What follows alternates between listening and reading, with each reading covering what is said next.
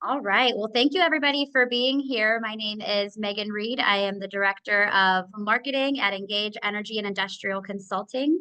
We are based in the Pittsburgh, Pennsylvania, United States area, but we serve an international audience. So we're so thrilled that you are all here to join us, specializing through Engage in ESG and sustainability reporting. And I am here to introduce our CEO and founder, Donald Racy, who will walk us through Sustainability Simplified. If you have any questions throughout the presentation, please feel free to drop them in the chat and I will help facilitate those for Dawn. And then there will be some time at the end if you have any questions, if you want to come off mute and participate in that way. We would love to hear from you and help in any way that we can. So without further ado, I'll pass it over to Dawn.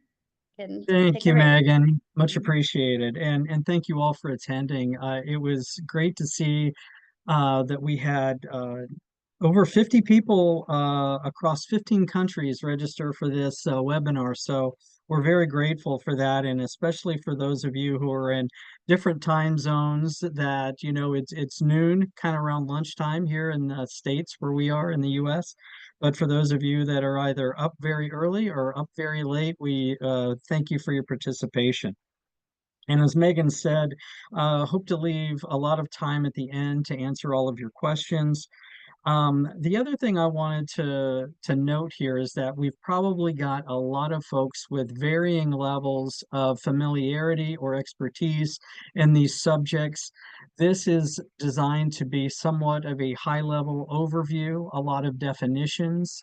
It is not a deep dive into any particular area of ESG reporting or sustainability, and it is not a deep dive into any one particular industry. So I just wanted to make that note before we get started. But we have a lot to cover, and again, I want to thank you for your time and attention today. Thank you very much.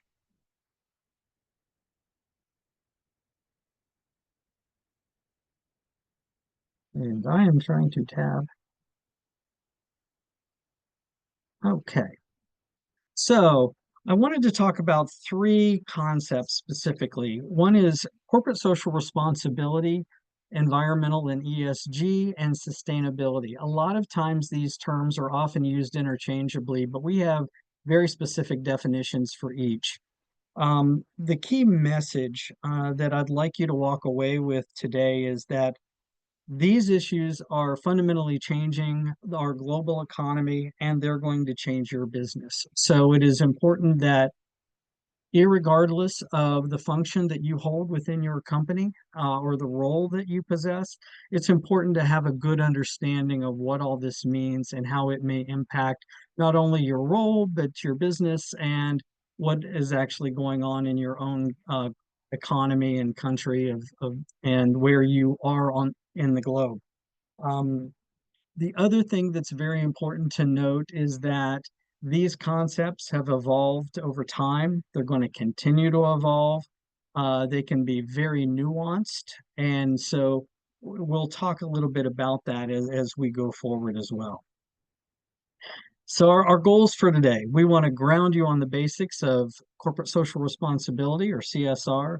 We're going to talk about sustainability, and we're going to talk about ESG specifically.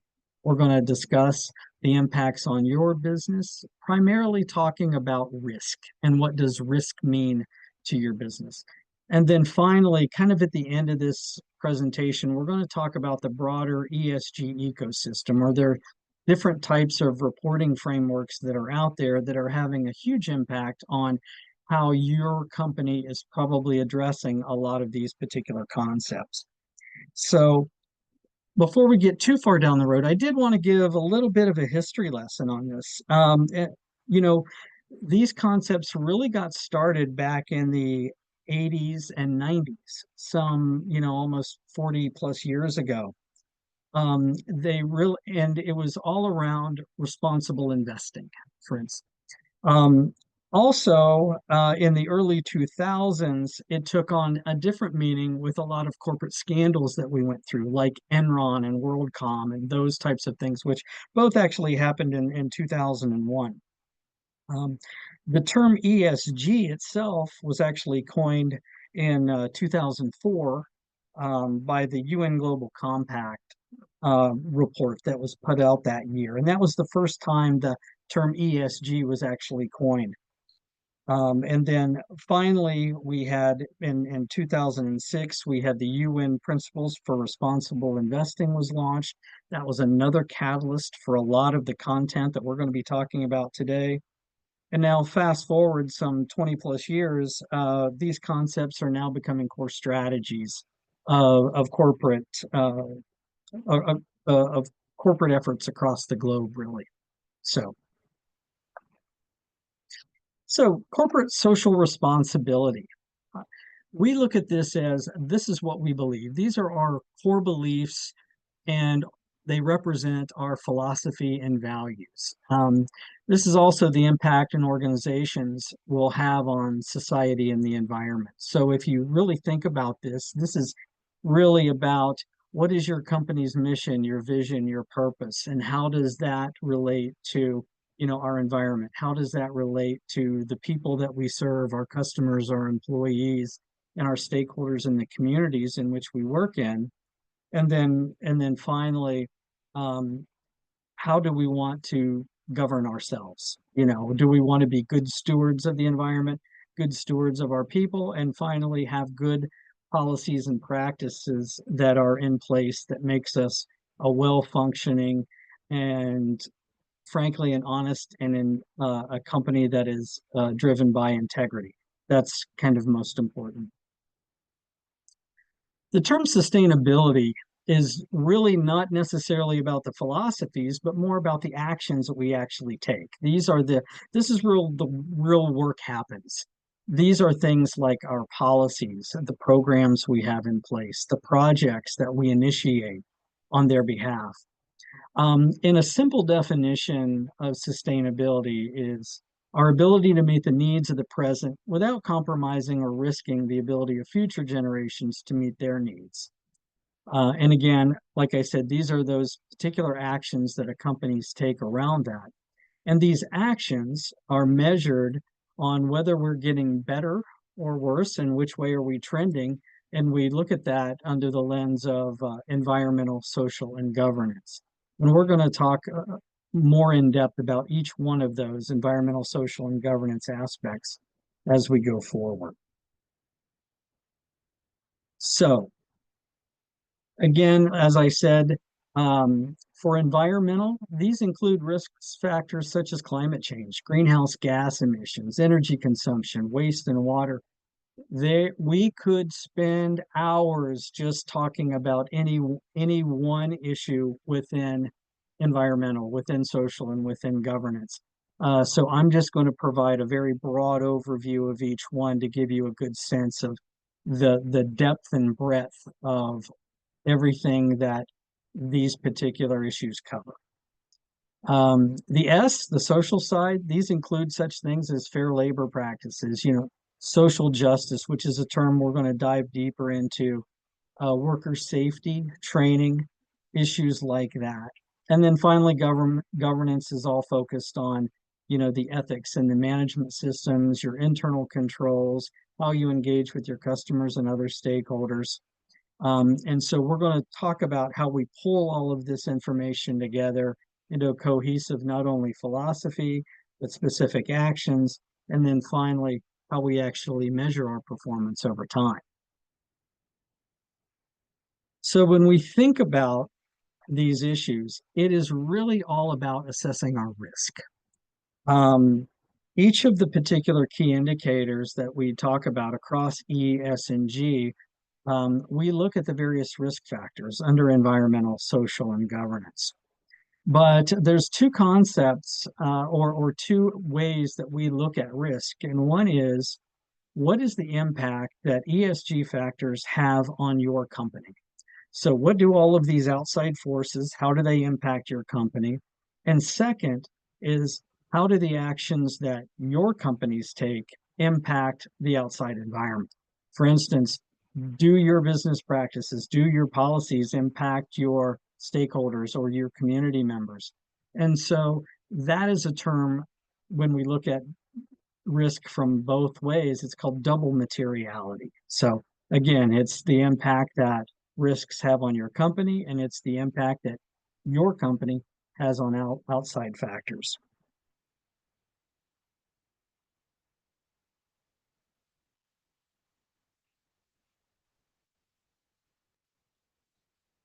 So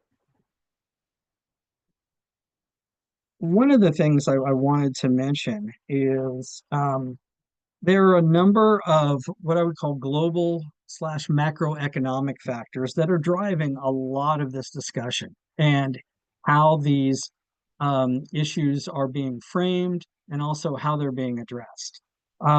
First one being climate change. And one of the um, key tenets, especially with the UN Global Compact and a lot of the work being done at that level, has to do with getting our greenhouse gas emissions decreased by anywhere from 1.5 to 2% over pre-industrial measurements. The prevailing wisdom and thought is that if we cross that line of demarcation above 2%, that it will unfortunately change our global weather patterns forever, and there won't be any turning back on that. That can be scary to think of, but I think as we look at ourselves as individuals and take ourselves kind of out of that global picture, it all comes down to, what can we as individuals do to help impact that? We've also seen a number of other trends. Obviously, our global population has doubled in the last 50 years. That's a tremendous drain on natural resources such as water, clean water, arable land, land that can be used for agricultural purposes. It's impacted our oceans and certainly our air quality, but also how we utilize all of our various natural resources across the globe. We've got amazing and incredible shifting demographics that are happening. We've seen immigration play a huge part in that. The other big issue is the wealth transfer that is happening from one generation to another. As that happens, consumers' practices change, they shift. And one of the things that we are seeing now is that the younger generations are much more socially conscious, they're much more environmentally conscious, and they're putting their spending power behind those particular efforts. The other thing that we're seeing is a tremendous amount of wealth going into ESG related investments.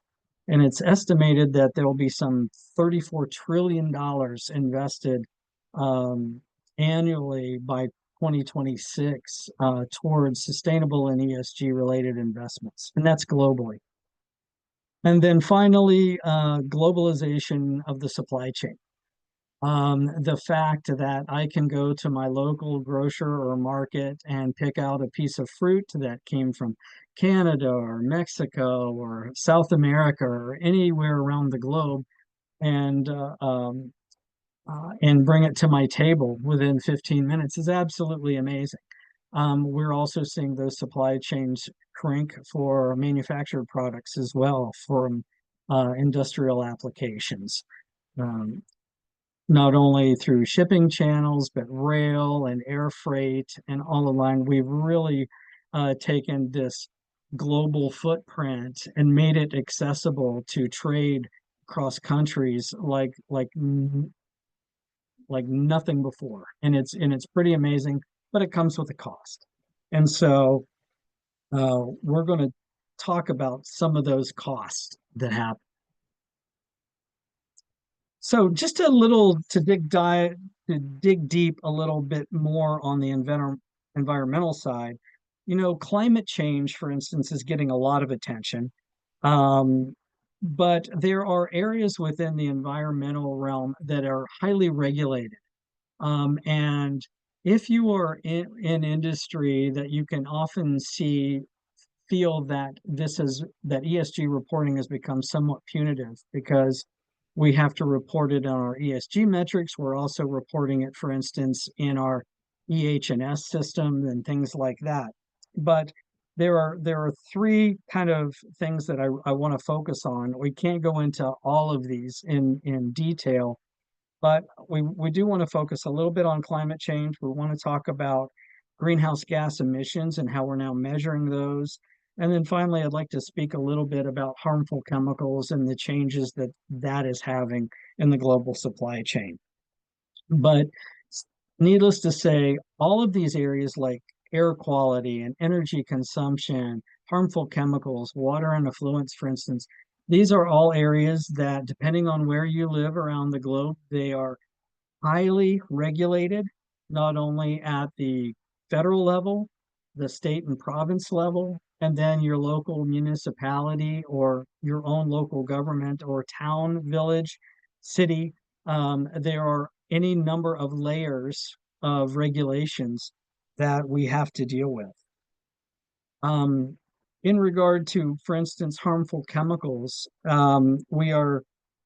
there is a huge push across the globe to address issues around conflict minerals, uh, minerals and uh, aggregates and commodities that are illegally gathered and produced, as well as what we call forever chemicals, like pieces of plastic that don't break down. They stay in our environment forever once we've produced them. How they damage our oceans, how they damage our drinking water, how they damage our, you know, our ecological systems for that matter. And so, how do we, as a global population that's doubled in the last 50 years and that continues to consume our natural resources, how do we curb that production, knowing how important it is for us, but also, what can we do to help make these particular types of items more sustainable again, so our next generation can live in the same uh, and have the same benefits that we do.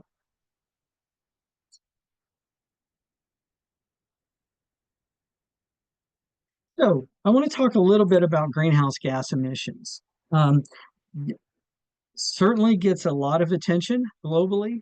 As we talked about, that 1.5 degree Celsius to 2 degrees Celsius conundrum that we call it. But we look at greenhouse gas emissions across three scopes or three categories. And scope one, which is the largest source of greenhouse gases, are those direct and owned emissions from operations. These are things like physical power plants. It could be something like a coal-fired power plant that produces a lot of energy, but also puts a lot of greenhouse gases into the atmosphere. Scope two are those indirect emissions from purchased energy. These are things like our electricity that we purchase from our local utility, or natural gas that we would purchase from our uh, local utility as well. And then finally, scope three are all those other emissions associated with our company's activities. And we'll talk about specific examples of each one of these. So, um, scope one, a few examples are things like company vehicles. It's fuel combustion with like on-site generators and uh, furnaces and those types of things. It also includes things like fugitive emissions that are go into the atmosphere as a result of that. And then secondly, on scope two, it also includes other things like purchased electricity and natural gas, but it also includes purchased items like heat and steam that you would use for industrial applications. And then finally, scope three, a lot of the purchased goods, it's things like business travel, employee commuting, waste disposal, which can be a very large component of that, and also transportation and distribution of goods and services. So, what has happened in recent years is that companies have begun to measure their scope one, two, and three emissions year over year to see, are we getting better? How are we trending? And most importantly, what are the ways that we can reduce our resource consumption in each of three of these particular scopes, but also how can we reduce costs as well in doing this? And this exercise has become an incredible source of innovation across the globe. We are now seeing incredible innovation in battery storage. We're seeing great innovation in technologies like carbon capture, as well as fuel efficiency for engines and motors and hybrid engines that use both petroleum-based fuels as well as electricity. And looking into the future, we're beginning to investigate ways that we can harness hydrogen and look at new ways that we can use nuclear energy. So these are things that are a byproduct of these efforts. And the more attention we continue to put on this, I think the more ability we will have to deploy capital to these new innovative technologies, and ideally one day come out with a whole new source of fuel that's both clean, abundant, and energy efficient, as well as cheap, most importantly. So a few terms that I'd like to talk about that you hear a lot, but I want to make sure that you have the proper definition for these. We may have all heard the term carbon footprint, which is the total amount of greenhouse gases generated by our daily activities. Now, I as an individual, Megan as an individual, you as an individual, all have a carbon footprint. So does your entire family, so does the company you work for, so does your country, and on and on and on. And so the intent is, how do we reduce this global carbon footprint? Well, we have to do it at the country level, we have to do it at the company level, and we have to do it at the individual level. So, as I said earlier in the presentation, as much as we can kind of change ourselves and our habits, it will have a broader impact, which is always great. There's also the term net zero. And that refers to the balance between the amount of greenhouse gases we produce versus the amount we take out of the atmosphere. And so we reach net zero and we achieve that when the amount we add is no more than the amount we take away. And so when we go back and look at that 2 degrees Celsius number, that's what we're trying to achieve. We're trying to get to a somewhat of a net zero measurement. Many companies have taken it upon themselves and instituted policies that states that they will strive to become net zero by a particular date. For instance, it might be 2030 or 2045, whatever the case may be. But in any event, they have initiatives and a business plan to get themselves to a net zero calculation.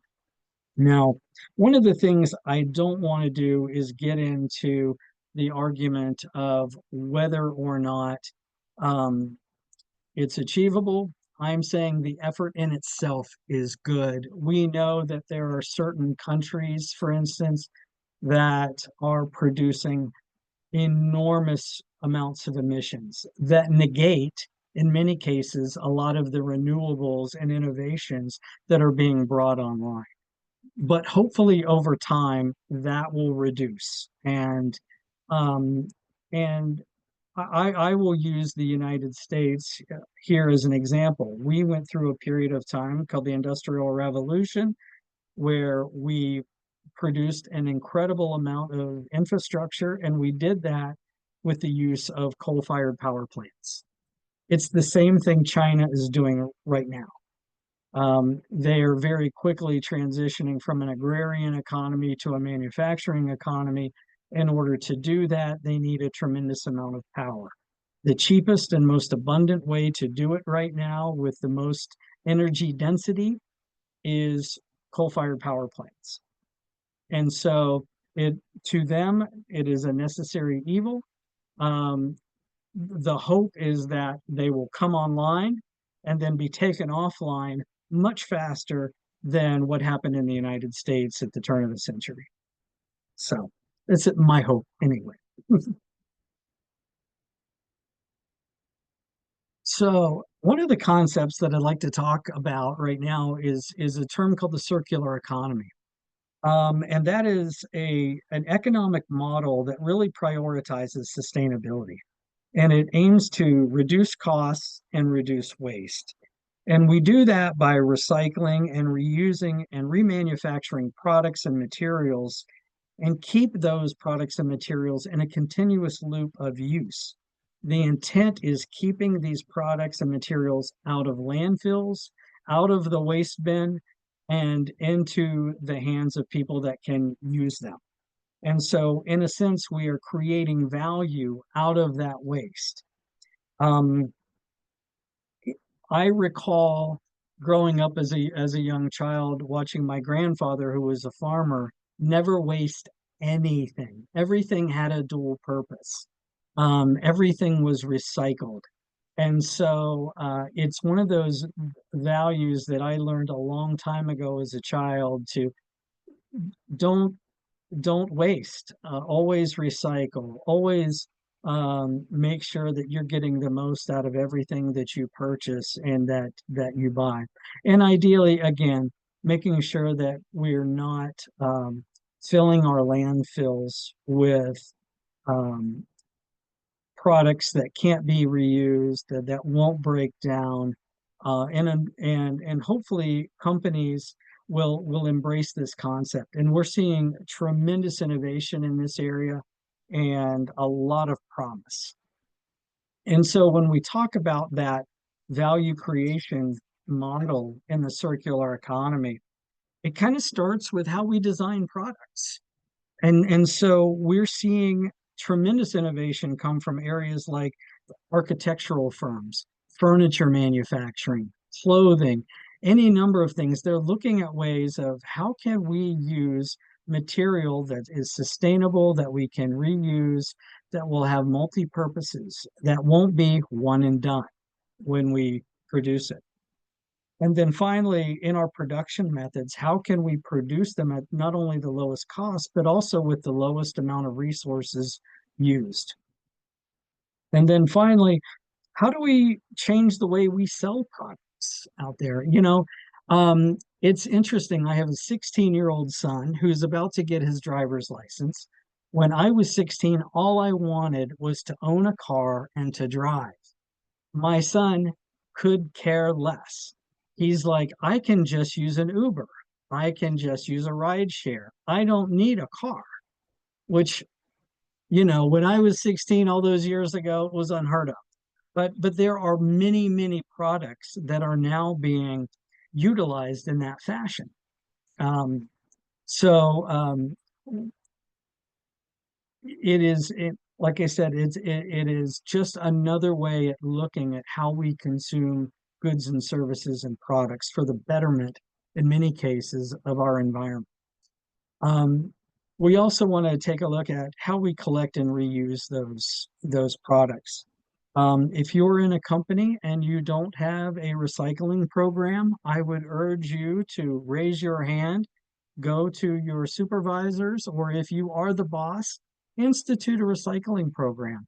Get rid of single-use plastics. If your people can bring in their own cups and you have good, clean water, utilize larger bottled water as opposed to the individual bottles, and use um, water dispensers where you didn't have those before, and collect things like cardboard and paper and plastics and things like that, and use and recycle those.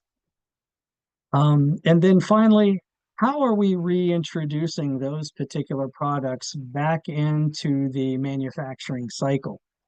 There's a phrase here in the United States where we say one man's trash is another man's treasure. And so many times we have things like what we thought would be waste products can then be feedstock or the input into a manufacturing process for another item.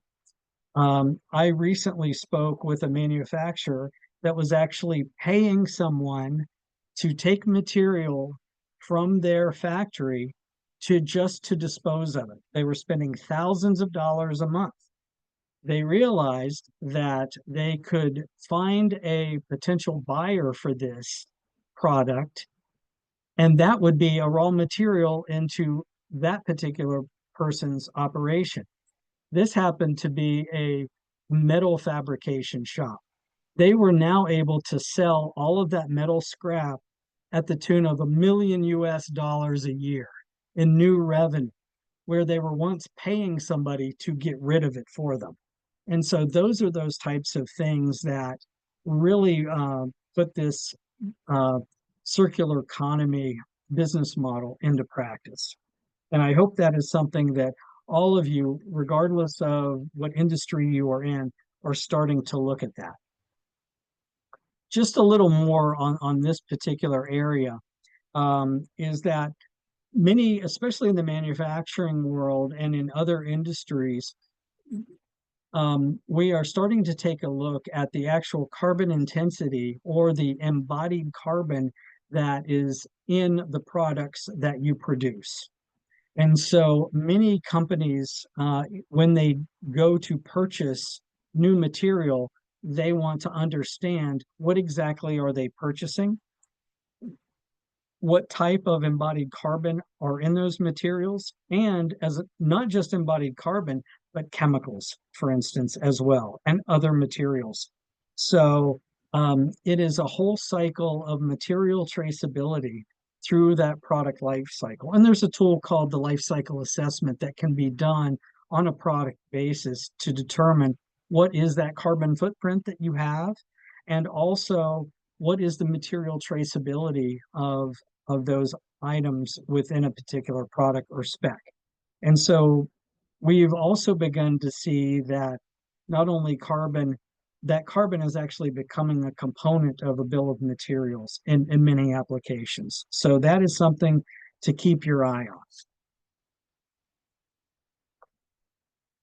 From that, I'm going to transition into the social side. Now, this is an area that has had tremendous change just in the last 5 or 6 years that we've seen. The social side of ESG reporting includes things like diversity, equity, and inclusion, social justice issues, things around labor relations and good hiring practices, also things around philanthropy and how you choose to deploy resources within your own community. They also include things like supplier social assessments, which I want to talk about a little further, as well as training and education for your folks. But uh, any one of these particular areas we could spend hours and hours talking about. But I do want to talk about just a few. And the reason being is I'll kind of pick on the United States. We just, as many of you know, we just had an election. We've got a new president in place now. And one of his first acts as president was to abolish a lot of the diversity, equity, and inclusion programs at the federal government level. Now, many people, and I will say that all of these issues are incredibly nuanced. And there are many people that can say, well, that's horrible. And then there are a lot of people that say, it's about time. So it depends on how you view each of these issues and what your own personal beliefs are. Um, for much of the DEI issue, at least here in the United States, for instance, when we hire an individual or we ask a person to fill out a job application, we cannot ask what their race is. We cannot ask what their gender is. We cannot ask what their sexual orientation is. We cannot ask what their religion is. And so if you're a company that sits back and go, I can't even ask these questions, now you want to score me or grade me on my ability to meet these obligations, which becomes very, very difficult. And so the other issue is the issue of, am I hiring a person based on competency, or am I hiring a person based on factors that have nothing to do with whether a person will do a good job. Because a person's race has no indication of whether they will be good at this job. A person's gender has no bearing on whether they will be good at this job. Neither does religion, sexual orientation, or any of that. So, like I said, it's very nuanced. It's very emotional for many folks, as many of these particular issues are. But I think it's incumbent on the company themselves to understand their customer, their employees, and the rest of their stakeholders really well so they can make informed decisions. That's best for their company, best for their employees, and best for their communities. And so that's where I'll leave that particular subject. But one of the things that as consultants, we're seeing a lot of movement in are the supplier social assessments. And what that means is a company is looking at their own supply chain and saying, do the vendors that we do business with, do they align with our values? Do they align with the things that are important to our stakeholders and our customers and employees? And they're starting to ask those vendors to complete questionnaires and surveys and things like that, and doing outreach activities to make those determinations. And in many cases, they're making purchasing decisions based on those assessments. And so I think that's something that's important for companies to keep in mind and to decide for themselves if that is something that's important to them.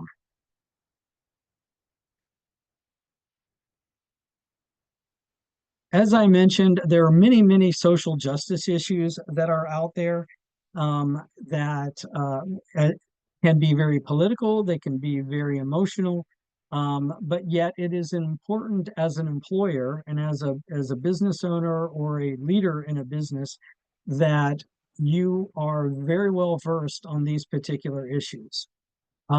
It has just been in the last few years that I have actually seen CEOs take a stand on particular issues, where in years past, they would have never come out publicly and stated what they were for or against. It seems that these days, consumers are almost demanding that these CEOs state what they are for or against so they can so they can make their own informed purchasing decisions based on that. And so that is one of those nuanced areas that business leaders really have to juggle and think hard about. And so um, with that, I would just leave you with saying that it's our opinion that you should always do what's in the best interest of your customers, your employees, and the communities you serve. So it's important to get out in the community, find out what's important to them. So finally, the G, the governance. This, again, are the practices, processes, and management systems that guide the direction and control of your business.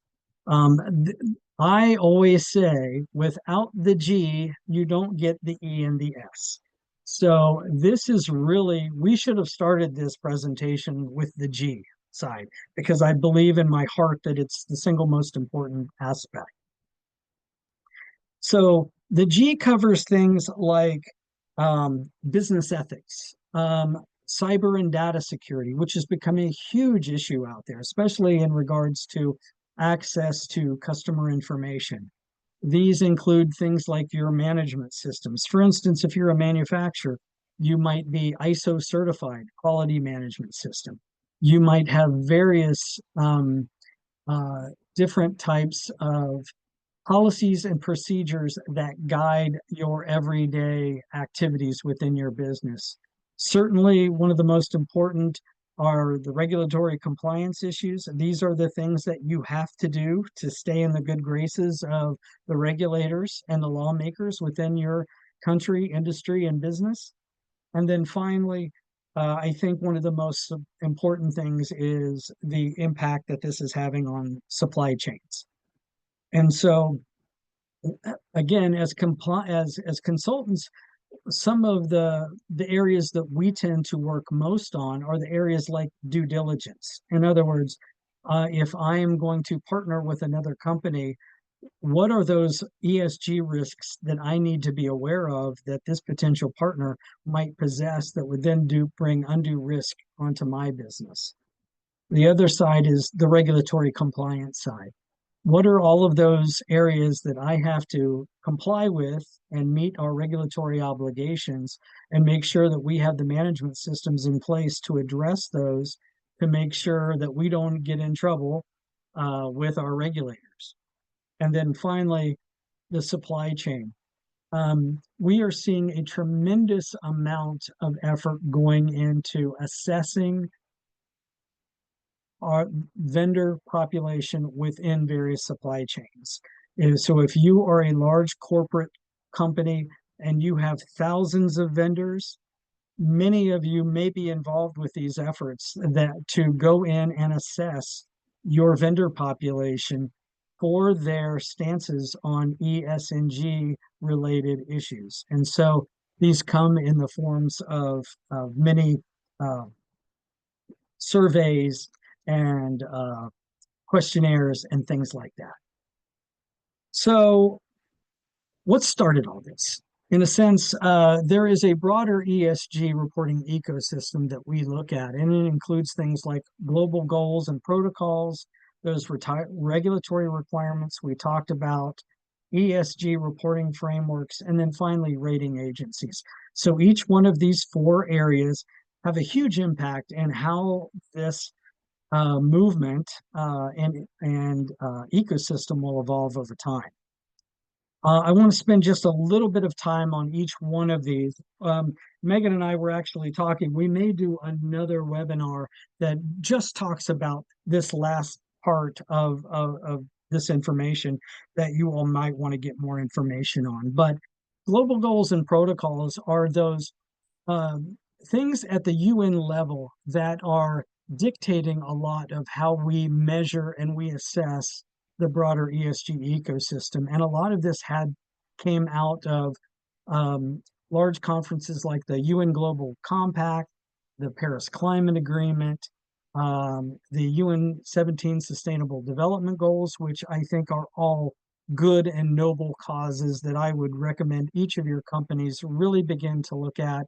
And then finally, on an annual basis, the UN has their Conference of the Parties, where they get these global interests together and try to set direction and policy for the rest of us to kind of follow to hopefully meet those demands, especially those 17 Sustainable Development Goals. I won't go through a lot of these regulatory requirements, but suffices to say, every country, every city, every province, state has a lot of regulatory and compliance related issues related to not only the environmental side, but also the social side, as well as business ethics on the government side. So a lot of that is driven by stock exchanges, for instance, the European Union, uh, your your own country's version of our Environmental Protection Agency. And so it's important to stay up to date on what those particular regulatory requirements are. And so, and also, um, we kind of wrap all of this up on an annual basis into how we report how well we did against those environmental, social, and governance issues. And we use reporting frameworks to help us organize ourselves and do that. I've listed a few here. Most notably is the Global Reporting Initiative. That is one of the most widely used across the globe. The other is the Sustainability Accounting Standards Board, which is SASB. The EU has their own. And then, of course, we have the International Financial Reporting Standards that also uh, uh, dictate a lot of how and what we report on an annual basis.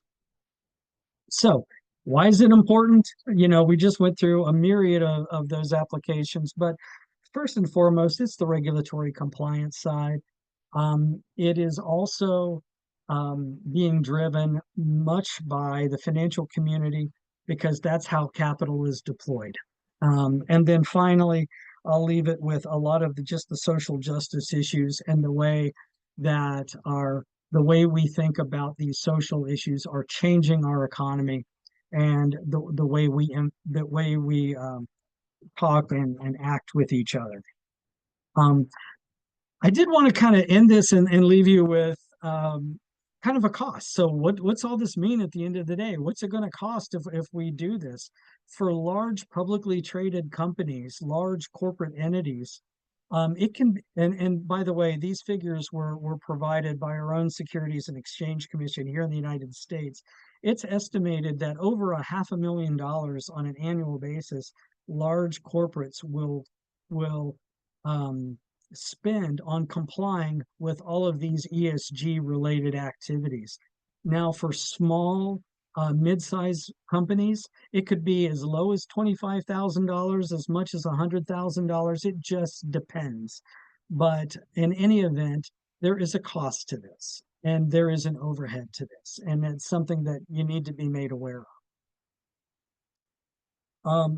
And then finally, when I mentioned the financial community, much like stocks and bonds, the financial community is beginning to assess companies based on their ESG ratings. So not only are they financially sound and viable, but based on ESG metrics, how well are they scoring?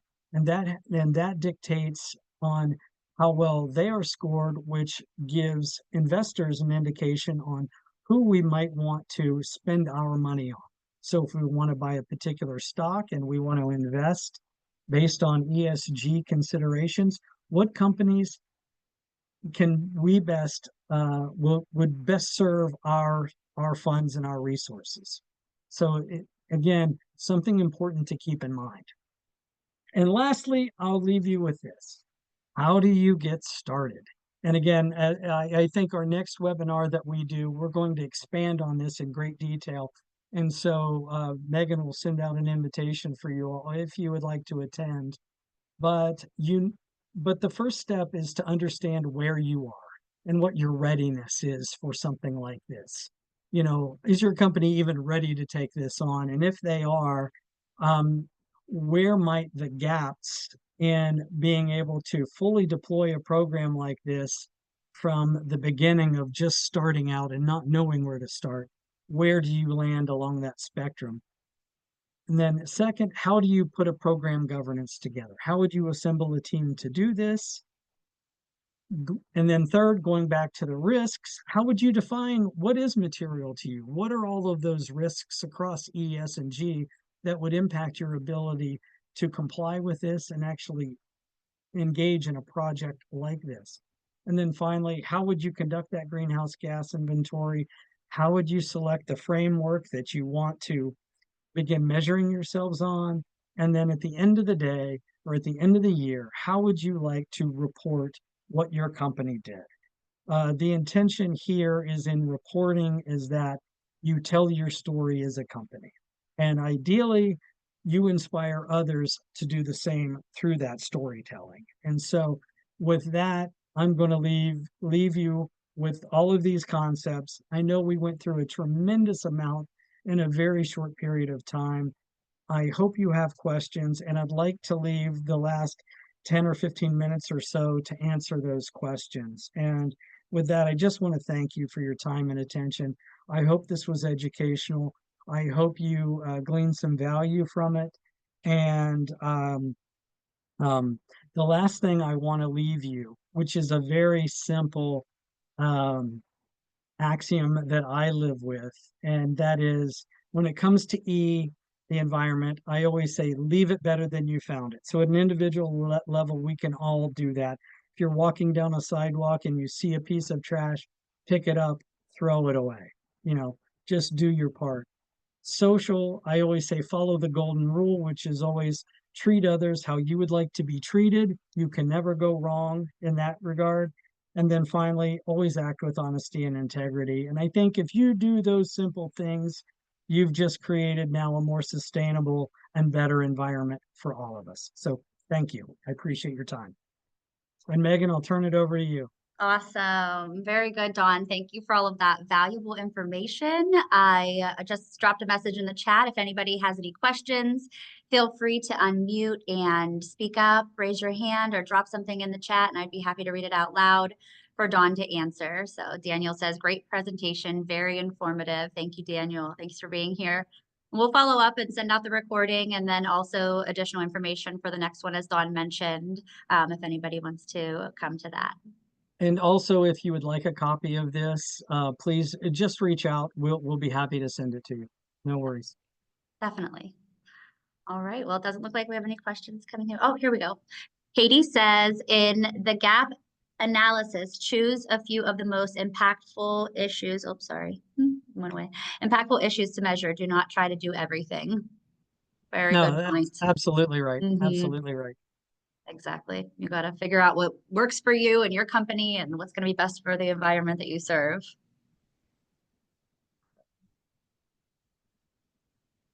Got some interest in having a copy of this, so we'll send that out to you. So, all right, well, give it a couple more minutes, see if anybody thinks of a question.